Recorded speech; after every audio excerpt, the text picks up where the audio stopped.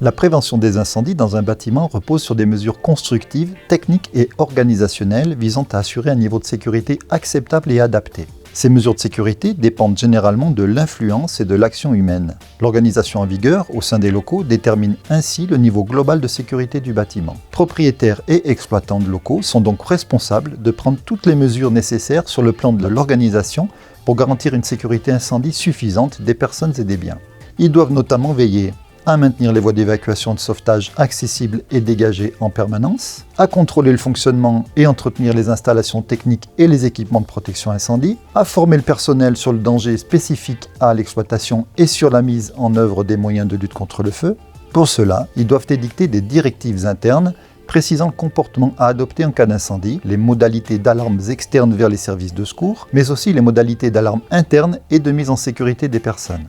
Cela peut se concrétiser sous forme de consignes générales s'adressant au public présent et si nécessaire sous la forme de consignes spécifiques s'adressant à du personnel ciblé et désigné, particulièrement sensibilisé aux actions à entreprendre dans l'urgence.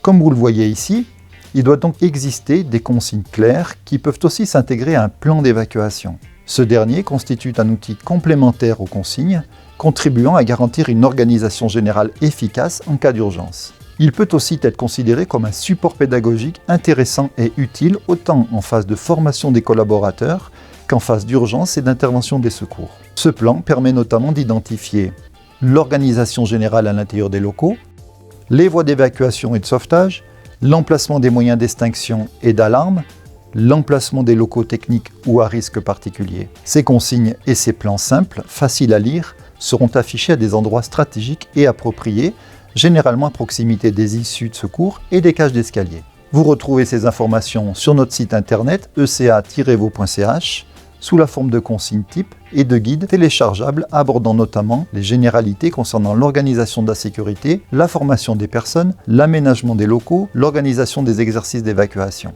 Vous trouvez aussi sur notre site toutes nos prestations de formation accessibles à un public professionnel comme privé. Contactez-nous pour de plus amples informations.